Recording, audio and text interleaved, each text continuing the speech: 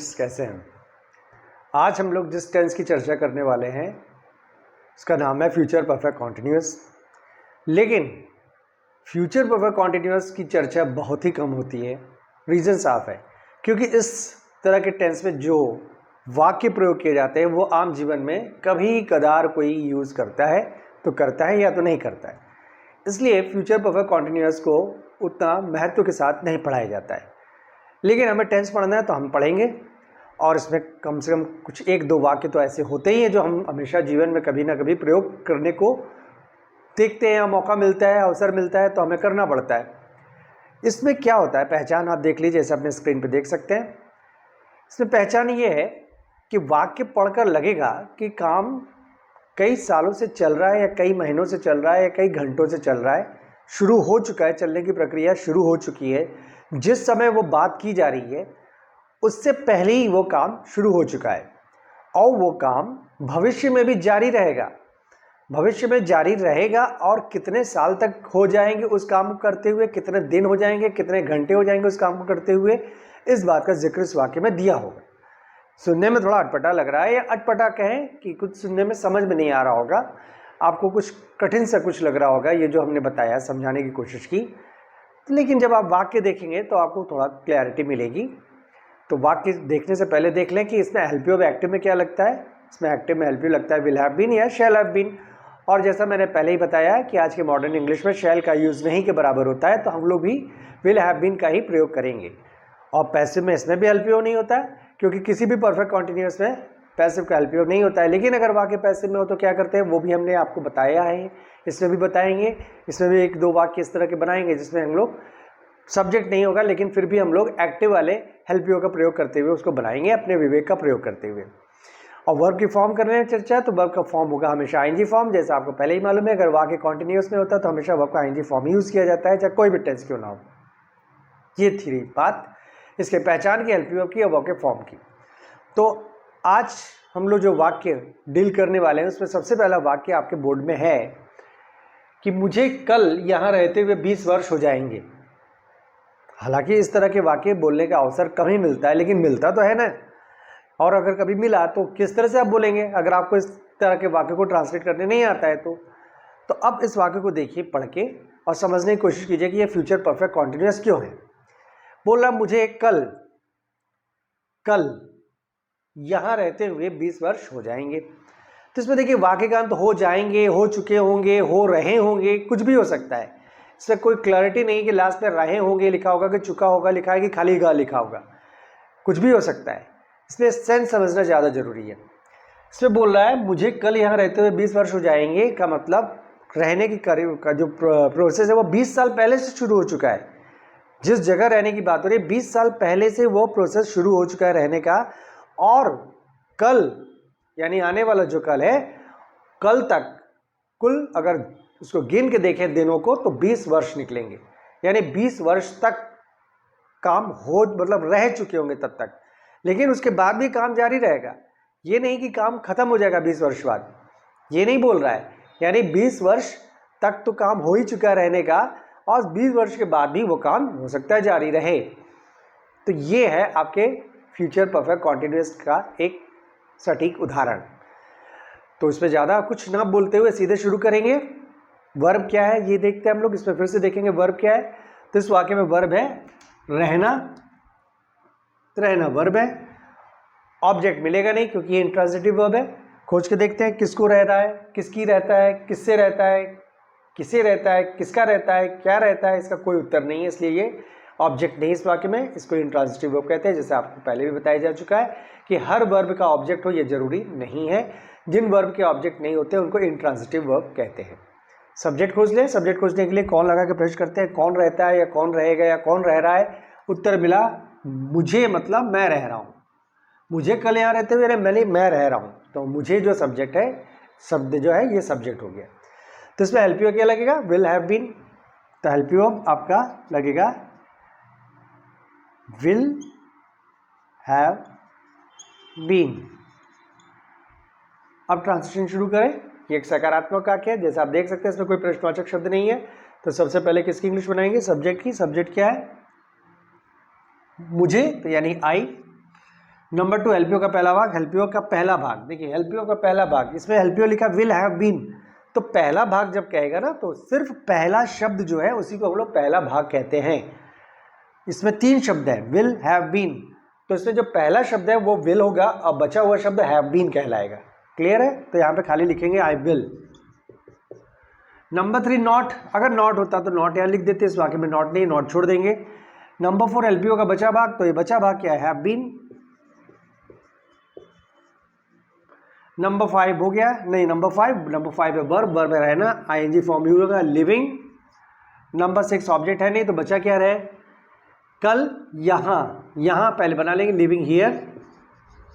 I will have been living here 20 वर्ष, तो 20 वर्ष का ड्यूरेशन है, तो यहां पे फॉर लगाएंगे क्योंकि से के पहले, से तो यहां पे शब्द है नहीं पहली बात। या तो ये वाक्य होता है मैं कल तक 20 वर्ष से यहां रह रहा हूंगा, कल तक 20 वर्ष से मैं यहां रह रहा हूंगा, तो लेकिन ये वाक्य सुनने में थोड़ा अटपटा लग रहा है, इसलिए इस तरह के वाक्यों में अक्सर रहा हूंगा शब्द का प्रयोग आप ना के बराबर देखेंगे। अगर कभी कभार मिल भी गया तो मिल गया, लेकिन जैसे प्रेजेंट परफेक्ट कॉन्टिन्यूअस में रहा है, रही है, पास्ट परफेक्ट कॉन्टिन्यूअस में रहा था, रही थी आता है, तो फ्यूचर परफेक्ट कॉन्टिन्यूअस में रहा होगा, रही होगी, आई, ये कोई जरूरी नहीं है। क्लियर है? इसमें आपको एक टाइम ड्यूरेशन दिया होगा, उसमें ये बताने की कोशिश की जा रही होगी वो काम जब बोला जा रहा है उससे पहले शुरू हो चुका है या उसी समय शुरू होने वाला है, ये भी हो सकता है उसी समय शुरू होने वाला है और बाद में भी जारी रहेगा, और जब जारी रहेगा तब तक कितना दिन, कितना देर, कितना समय, कितना घंटा हो चुका होगा, इस बात का जिक्र किया जाता है इस तरह के वाक्यों में। तो यहाँ पे से लिखा तो नहीं है, लेकिन फिर भी आपको जैसा प्रेजेंट परफेक्ट कॉन्टिन्यूअस और पास्ट परफेक्ट कॉन्टिन्यूअस में बताया गया है कि से की इंग्लिश सिंस या फॉर होती है, अगर कोई समय दिया होगा तो इसमें समय तो दिया है 20 वर्ष, तो उस केस में आपको लगाना पड़ेगा से की इंग्लिश। तो मालूम है आपको से के पहले अगर समय, से के पहले सेकंड, मिनट, घंटा, दिन, सप्ताह, महीना, साल लिखा हो तो से की इंग्लिश क्या होती है? फॉर। तो यहाँ पे फॉर लगाना है, फॉर लगा दिया। 20 ईयर्स,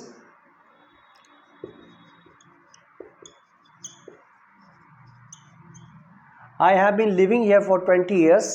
अब क्या बचा रह गया? कल, तो कल की इंग्लिश सिंपली लिख देंगे tomorrow. I will have been living here for 20 years tomorrow. अगला वाक्य है उसे सोमवार को यह पाठ याद करते हुए 2 दिन हो जाएंगे।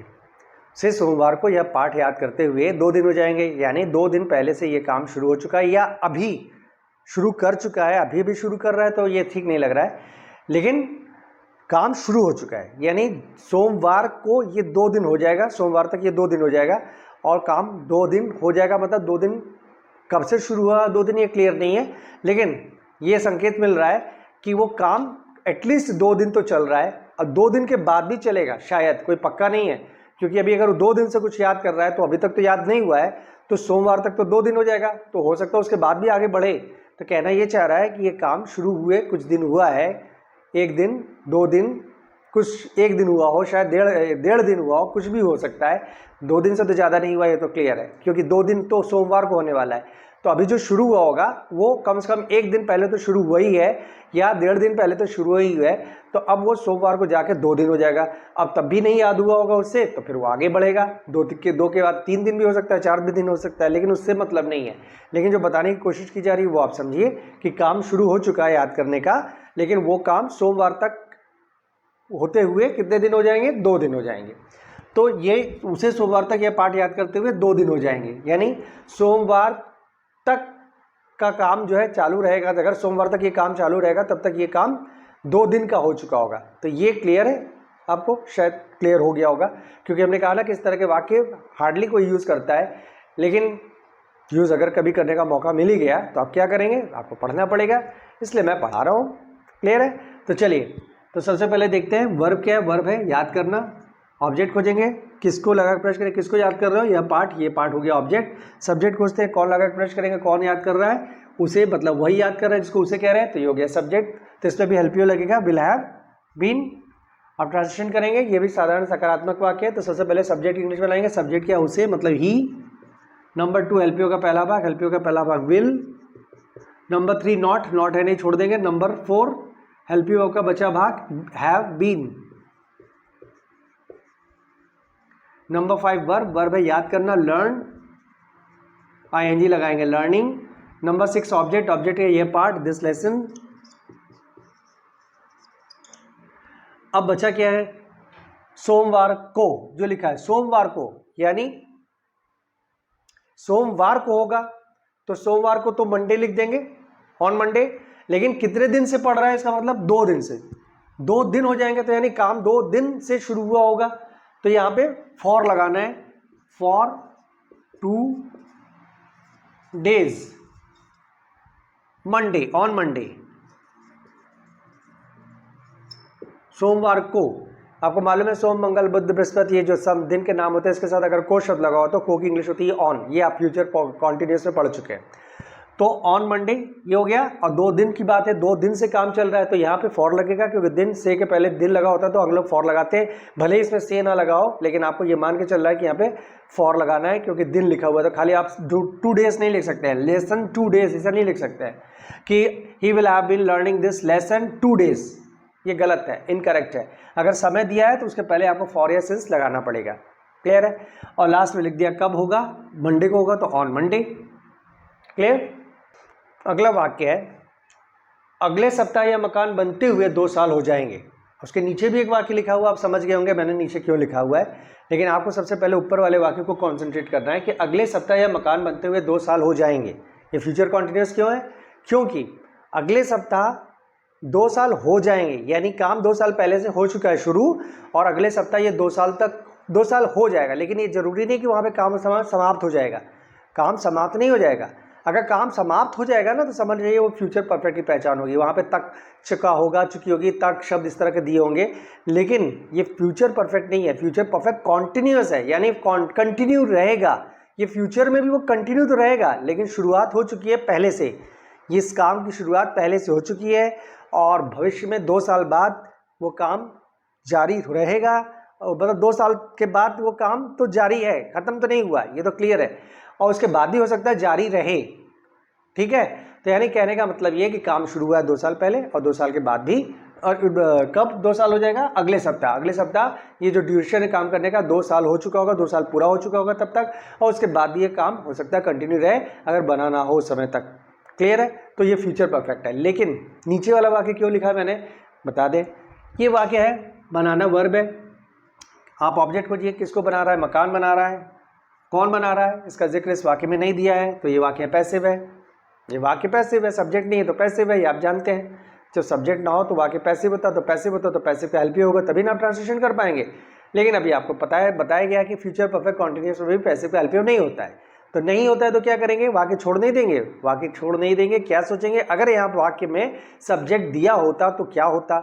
तो जानते हैं इस काम को करने में एक आदमी नहीं लगता, मकान जो बनाता है कोई, तो एक आदमी मकान नहीं बनाता, कई लोग मिल के बनाते हैं। तो उस केस में हम लोग ये कह सकते थे, अगर सब्जेक्ट का प्रयोग करना होता, कि उन्हें अगले सप्ताह इस मकान को बनाते हुए 2 साल हो जाएंगे। उन्हें का मतलब वो जितने लोग उसमें इन्वॉल्व हैं उस काम को करने में, मकान बनाने के, उन सबको मिला के हम लोग कह रहे हैं उन्हें।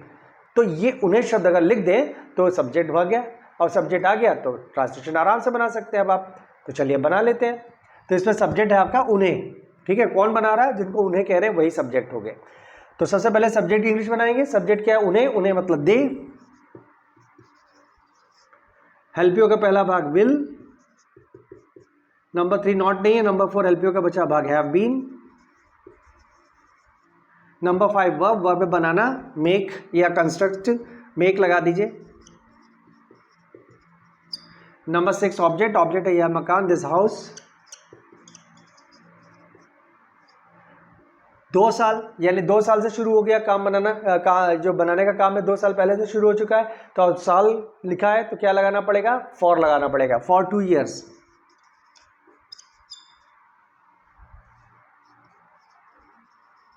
अब क्या बचा रह गया, अगले सप्ताह। तो अगले सप्ताह लिखा है तो खाली लिख दीजिएगा नेक्स्ट वीक। यहां पे आके वाक्य खत्म होता है, इसके आगे मत सोचिएगा कि इसके साथ जुड़ा हुआ है। तो वाक्य बना, they will have been making this house for 2 years next week, clear. अगला वाक्य है, क्या तुम्हें 3 मई को उसके साथ रहते हुए 5 साल हो जाएंगे। ये एक प्रश्नवाचक वाक्य है। तो मैंने अलग से कोई वीडियो नहीं बनाया इस बार इस टेंस के लिए, क्योंकि मुझे लगता है कि कुछ ज़्यादा इम्पॉर्टेंट टेंस नहीं है, लेकिन फिर भी मैं इसमें मैंने पढ़ाने की कोशिश की है, क्योंकि मुझे लगता है कि कोई भी टेंस छोड़ने से क्या फ़ायदा है, अगर जरा सा भी इसका उपयोग है तो पढ़ लेना चाहिए। तो इसलिए मैंने एक ही वीडियो बनाया है इस बार। इसके लिए अलग से हम लोग इंट्रोगेटिव सेंटेंस का वीडियो नहीं बनाएंगे। तो ये जो वाक्य आज देख रहे हैं ये प्रश्नवाचक वाक्य है। तो सबसे पहले क्या देख लेंगे, सब्जेक्ट वर्ब क्या है, वर्ब है रहना, ये आपका वर्ब है। इसमें भी ऑब्जेक्ट नहीं मिलेगा क्योंकि ये भी इंट्रांसिटिव वर्ब है, ऑब्जेक्ट कुछ ये नहीं मिलेगा। किसको रह रहा है, किसकी रह रहा है, किससे रह रहा है, किसे रह रहा है, क्या रह रहा है, किसका रह रहा है, ठीक है, कोई उत्तर नहीं मिल रहा। तो ये इंट्रांसिटिव वर्ब है, इसका कोई ऑब्जेक्ट नहीं है। सब्जेक्ट पूछते हैं, कौन लगा के प्रश्न करेंगे, कौन रह रहा है, कौन रह रहा है, तुम रह रहे हो, तुम्हें रहते हुए हो गया होगा तो तुम रह रहे हो, तो तुम हो गया सब्जेक्ट। एक्टिव है, इसका मतलब हेल्प यू लगेगा विल हैव बीन। आप ट्रांसलेशन शुरू करें, लेकिन ये प्रश्नवाचक वाक्य ध्यान रखिएगा, इसमें क्या लिखा है, क्या। तो क्या, तो सबसे पहले WH की इंग्लिश बनाते हैं, यानी प्रश्नवाचक शब्द की इंग्लिश बनाते हैं। जैसे आपको मालूम है प्रश्नवाचक शब्द क्या होता है, जिस वाक्य में कितना, कितनी, कितने, किसका, किसके, किसके, कौन सा, कौन सी, क्या, कब, कहाँ, कैसे, कितना, ये सब शब्द लगा हुआ दिखाई दे तो उसको हम लोग प्रश्नवाचक वाक्य कहते हैं, और उन्हीं शब्दों को प्रश्नवाचक शब्द कहते हैं। तो यहाँ पे प्रश्नवाचक शब्द लिखा है क्या, तो इसकी इंग्लिश पहले लिखी हुई है, तो इसकी इंग्लिश बनाएंगे कि नहीं बनाएंगे, इसके बारे में हम लोगों ने कई बार चर्चा की है, फिर से बता देता हूँ। अगर क्या लिखा हो वाक्य में तो कई बार क्या की इंग्लिश बनाते हैं और कई बार क्या की इंग्लिश नहीं बनाते हैं। तो कब नहीं बनाते हैं, जब क्या शब्द के तुरंत बाद क्रिया ना दिखे तो क्या की इंग्लिश नहीं बनाते हैं, और क्या के तुरंत बाद क्रिया दिखे तो क्या की इंग्लिश बनाते हैं। दूसरी बात, अगर क्या ये जो वाक्य है इसको पढ़कर ये लगे कि इसका उत्तर हाँ या ना में आएगा, तो उत्तर अगर हाँ या ना में आएगा तो क्या की इंग्लिश नहीं बनाएंगे, हाँ या ना में नहीं आएगा तो आप क्या की इंग्लिश बनाएंगे। देखिए, क्या तुम्हें 3 मई को इसके साथ रहते हुए 5 साल हो जाएंगे, अगर हो जाएंगे तो बोलेगा हाँ, नहीं होंगे तो बोलेगा नहीं। तो यानी हाँ या ना में उत्तर आ रहा है ना, तो क्या की इंग्लिश नहीं बनाएंगे, यानी WH की इंग्लिश नहीं बनाएंगे। तो नंबर 2 भी छोड़ देंगे, WH के बाद वाली संज्ञा की इंग्लिश से कोई लेना देना नहीं है। नंबर 3 से सीधे बनाना शुरू करेंगे, यानी लिखा है हेल्पियो का पहला भाग, तो हेल्पियो का पहला भाग यानी खाली विल पहले लिखेंगे। फिर सब्जेक्ट क्या है, तुम्हें, तो विल यू। नंबर 5 नॉट है नहीं। नंबर 6 हेल्पियो का बचा भाग have been, will you have been. Number 7 verb है रहना, live, ING form living. Number 8 object है नहीं, तो बचा क्या रह गया, उसके साथ, with him, will you have been living with him. कितने साल से रह रहा है, 5 साल से रह रहा है, तो यानी यहां भी फॉर लगाएंगे, फॉर 5 years।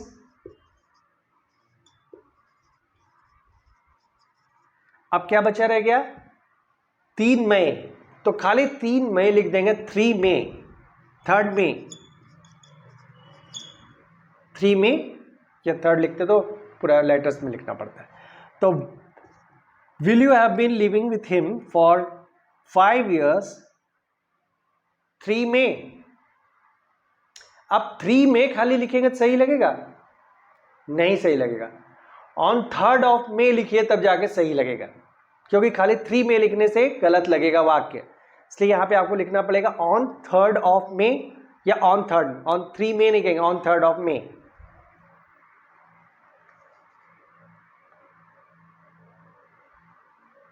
अब पूरा मिटाना पड़ेगा, ऑन 3 मई ना लिख के ऑन 3rd of May लिखना पड़ेगा।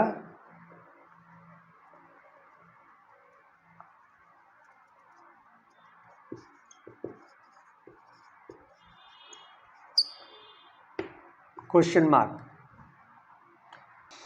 अगला वाक्य है, उसे अगले महीने इस किताब को लिखते हुए कितने दिन हो जाएंगे, यानी काम शुरू हो चुका है लिखने का, और अगले महीने यानी जो भी तारीख होगी अगले महीने, क्लियर नहीं है, लेकिन अगले महीने वो पूछ रहा कितने दिन हो जाएंगे।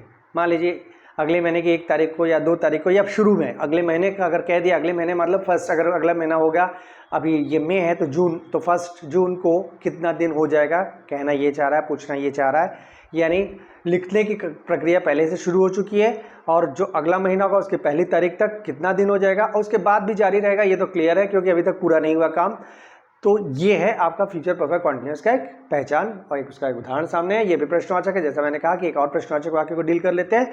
तो इसमें भी सबसे पहले देखेंगे वर्ब क्या है, वर्ब है लिखना, ऑब्जेक्ट खोजेंगे, किसको लिख रहे हो, किताब लिख रहे हो, किताब हो गया ऑब्जेक्ट। सब्जेक्ट खोजेंगे, कौन लिख रहा है, कौन लिख रहा है, अब उसे का मतलब उसे, जिसको कह रहे हैं यही लिख रहा है तो ये हो गया सब्जेक्ट, तो ये भी एक्टिव है। तो ट्रांसलेशन शुरू करते हैं। ये प्रश्नवाचक वाक्य क्योंकि यहाँ पे लिखा हुआ है कि कितने शब्द से ये संकेत मिलता है कि ये वाक्य प्रश्नवाचक है। तो सबसे पहले किसकी इंग्लिश बनाएंगे, WH की, यानी प्रश्नवाचक शब्द की इंग्लिश बनाएंगे। यहाँ पे WH क्या है, कितने की इंग्लिश क्या होती है, हाउ मेनी या हाउ मच। तो किस तरह से डिसाइड करते हैं कि हाउ मेनी लगेगा हाउ मच, उसके लिए हमने बताया था अगर कितने या कितनी के बाद वाला शब्द अगर काउंटेबल नाउन हो तो कितना कितनी की इंग्लिश होती है हाउ मेनी, काउंटेबल ना हो तो हाउ मच। तो अब किस तरह से डिसाइड करेंगे कोई शब्द काउंटेबल है कि नहीं, इसका तरीका भी बताया था।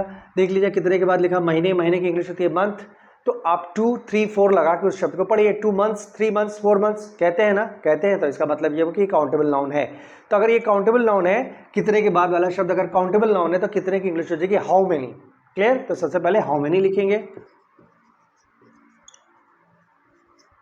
नंबर 2 लिखा WH के साथ वाली संज्ञा, यानी प्रश्नवाचक शब्द के बाद वाली संज्ञा। प्रश्नवाचक शब्द क्या है? कितने, कितने के बाद, कितने के बाद लिखा दिन, तो डेज हो जाएगा हाउ मेनी डेज। नंबर 3 हेल्पियो का पहला भाग विल। नंबर 4 सब्जेक्ट, सब्जेक्ट क्या है उसे, यानी ही। नंबर 5 नॉट है नहीं। नंबर 6 हेल्पियो का बचा भाग have been. Number 7 verb, verb क्या है लिखना, राइट, आईएनजी फॉर्म लगेगा इसमें, राइटिंग। नंबर 8 ऑब्जेक्ट, ऑब्जेक्ट है यह किताब, दिस बुक। अब 2 चीज बचा रह गया, एक तो फॉर लगाना है क्योंकि यहाँ पे फॉर या सिंस तो लगाना ही है, तो महीने लिखा है तो फॉर लगाना है, तो फॉर या तो यहाँ लगा दें बुक फॉर। अब लास्ट में बचा रह गया अगले महीने, तो नेक्स्ट मंथ, तो फॉर नेक्स्ट मंथ, या फॉर शुरू में भी लिख सकते हैं for how many days will he have been writing this book next month.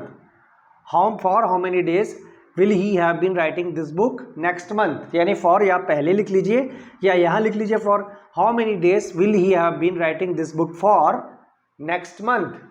तो फॉर यहाँ लिख के थोड़ा विराम दे के नेक्स्ट मंथ लिख दीजिए, नेक्स्ट मंथ। और यहाँ फॉर ठीक ना लगे तो आप शुरू में लिख दीजिए। क्लियर है? तो आज हम लोगों ने फ्यूचर परफेक्ट कॉन्टिन्यूअस, जो कि बहुत ही कम यूज होने वाला एक टेंस है, उसको पढ़ा।